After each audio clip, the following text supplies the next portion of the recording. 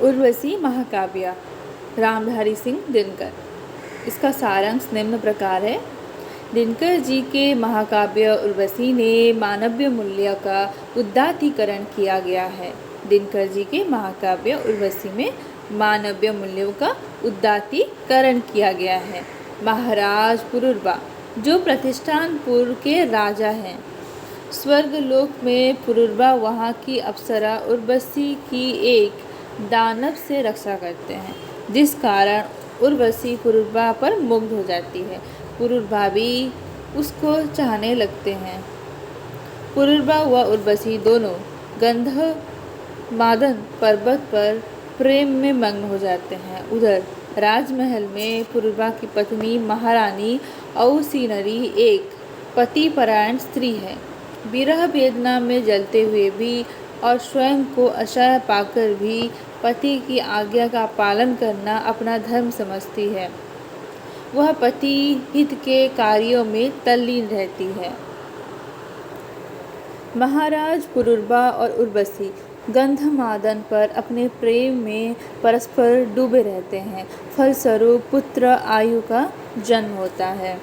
पुत्र आयु का पालन पोषण महर्षि चैवर्ण की पत्नी सुकन्या करती है, जिसके यौवनावस्था प्राप्त करते ही वे आयु को पुरुरवा उर्वशी के पास ले आती है। जिसके यौवनावस्था प्राप्त करते ही आयु को पुरुरवा और उर्वशी के पास ले आती है। शाप के कारण उर्वशी अपने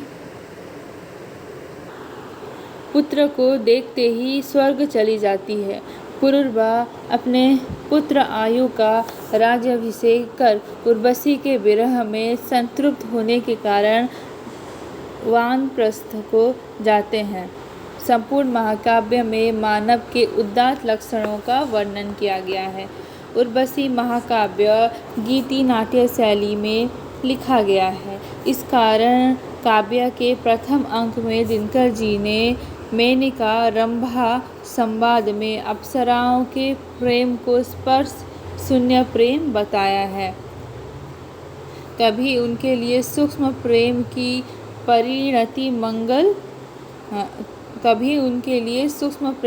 परिणति मांसल प्रेम है। कठोर शरीर के पुरुरवा नर नारी के भव्य सहज सौंदर्य के कारण है, लेकिन यदि उनमें पर्वत सदृश कठोरता है तो पुष्प सदृश कोमलता भी है। नारी कोमल होती है और कोमलता की रक्षा कठोर कवच से ही होता है, इसलिए नारी कठोरता का वर्ण करती है। नर नारी सौंदर्य एक दूसरे के पूरक होते हैं, वह एक दूसरे के बिना अधूरे होते हैं। पुरुरवा द्वारा उर्वशी को दैत्य से छुड़ाने के फलस्वरूप उर्वशी व पुरुरवा परस्पर प्रेमाकर्षण में बन जाते हैं। मनुष्यता के उदात्त लक्षणों में अनभिज्ञ उर्वशी पुरुरवा के समागम का ही नहीं बल्कि उसके पुत्र का भार भी उठाती है।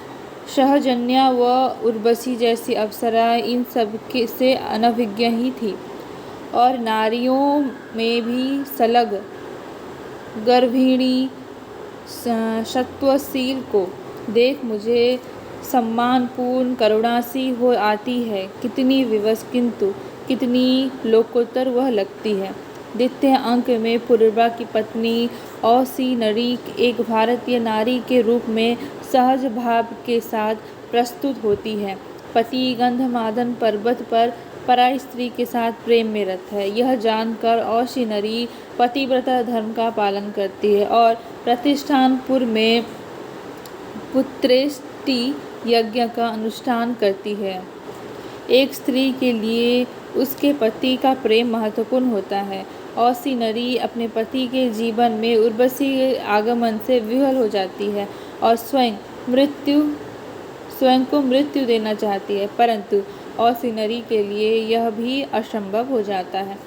पुरुरवा अन्य स्त्री का गमन करते हुए भी धर्मबद्ध रहता है। यज्ञ में वह अपनी वामा का स्थान औसीनरी को ही देता है। पुरुष की तृप्ति उसके विषयों से नहीं अपितु नारी सानिध्य से होती है। अपनी असफलताओं से निराश पुरुष मन में नारी का सानिध्य मिलते ही खो जाता है। भले ही वह माँ के रूप में हो या स्त्री के रूप में। औसी ने पतिव्रता का निर्वाह करने के लिए प्रतिपल अपनी विरह वेदना को दबाकर रखा। औसी स्वयं को असाध्य मानती है। पुरुरवा का न्याय भी विचित्र है। उसे अपने आनंद की पूर्ति में औसी का ध्यान भी नहीं है। आदर्श राजा होते हुए भी वह अपनी पत्नी से झूठ बोलता है। गंधमादन पर्वत पर उर्वशी के साथ प्रेम में रत होते हुए भी वह अपनी पत्नी को झूठा संदेश पहुंचाता है। स्वयं उर्वशी के साथ रमण करते हुए भी वह औसी को ईश्वर आराधना व यज्ञ अनुष्ठान करने के लिए कहता है। करती रहें प्रार्थना, त्रुटि होना नहीं दया साधन में। जहाँ रहूँ मैं भी रत हूँ ईश्वर के आराधन में। तृतीय अंक में पुरुरवा गंधमादन पर्वत पर उर्वशी के मिलन में रत रहते हुए विचार करते हैं कि इंद्र से उर्वशी के लिए अनुरोध करें, परंतु फिर भिक्षा मांगना राजा के लिए प्रतिकूल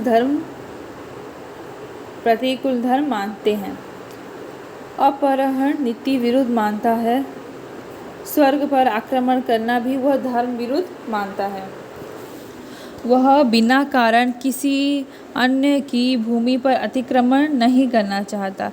नहीं बढ़ाया कभी हाथ पर के स्वाधीन मुकुट पर, ना तो किया संघर्ष कभी पर की वसुधा हरने को। प्रेम से विह्वल मनुष्य अंतर्द्वंद में उलझा रहता है।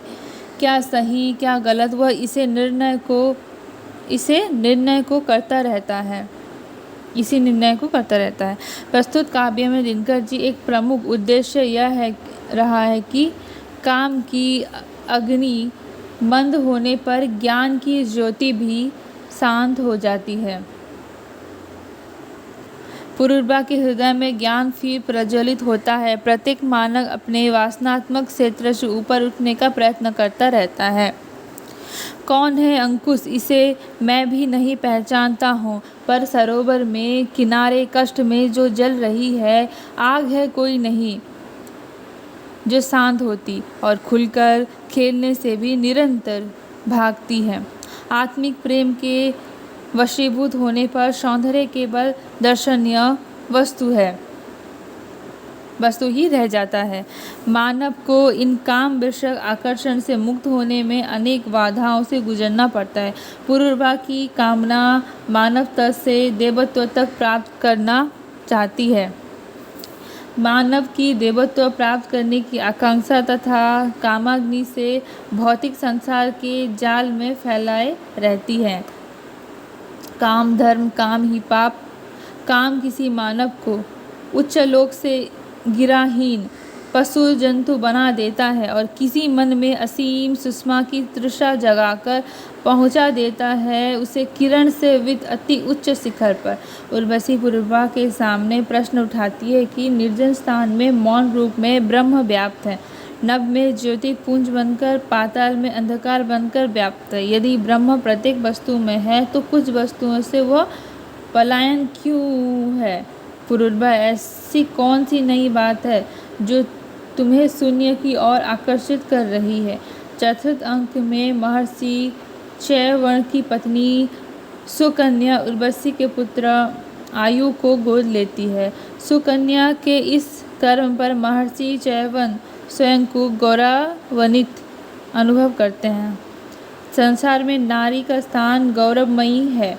नारी के कारण नर शरीरवादी हो जाता है। नर नारी एक दूसरे के प्रेम में आकर्षित हो संसार सागर से पार हो जाते हैं। दिनकर जी इस काव्य में स्पष्ट करते हैं कि मानव जीवन संसार में रहकर किस प्रकार संघर्षरत रहता है। सत्य के लिए वह जीवन भर अंतर्द्वंद में घिरा रहता है। वह इन ऊंचाइयों को छूना चाहता है जहाँ सांसारिक सुख भोग उसे तुच्छ लगने लगते हैं। वह ऊर्ध्वगमन प्राप्त कर उदात्तीकरण को प्राप्त करना चाहता है। प्रेम से मनुष्य ब्रह्मत्व को प्राप्त कर सकता है, परंतु प्रेम में उसका संदेह नारी से हो जाता है। वह उसके यौवन पर रिझ जाता है। अज्ञान रूपी आच्छादन से वह नारी के बाह्य रूप में खो जाता है। नारी असीम व शाश्वत होती है। कवि दिनकर नर नारी के मिलन की अनिवार्यता को मानकर उसे समाधि की स्थिति तक पहुंचाकर योग में निर्लिप्त करना चाहते हैं, परंतु मानव भोग साधना में लिप्त है। पुरूरवा व उर्वशी के पुत्र आश्रम में पलकर सुयोग्य हो जाता है। सुकन्या उसे पुरूरवा व उर्वशी को सौंप देती है। पुत्र आयु से मिलते ही उर्वशी शापवश स्वर्ग चली जाती है। यहाँ भी कवि की प्रतीकात्मकता है। मानव के लिए भोग लालसा से मुक्त होने का उचित समय यही है। पुरूरवा भोग आनंद को छोड़कर अलौकिक आनंद की ओर प्रवृत्त होता है। अतः संपूर्ण काव्य में प्रेम उदात्तीकृत रूप में व्यंजित हुई है। पुरूरवा पुत्र आयु को औसिनरी को सौंपकर वानप्रस्थ की ओर चल देते हैं। औसिनरी आयु की जन्मदात्री न होने पर भी निर्विरोध अपनाती है। उसकी विनम्रता और समर्पित भावना अद्वितीय है। दिनकर जी ने अपने इस उर्वशी महाकाव्य में नारी का स्वरूप विराट अभिव्यक्ति दी है।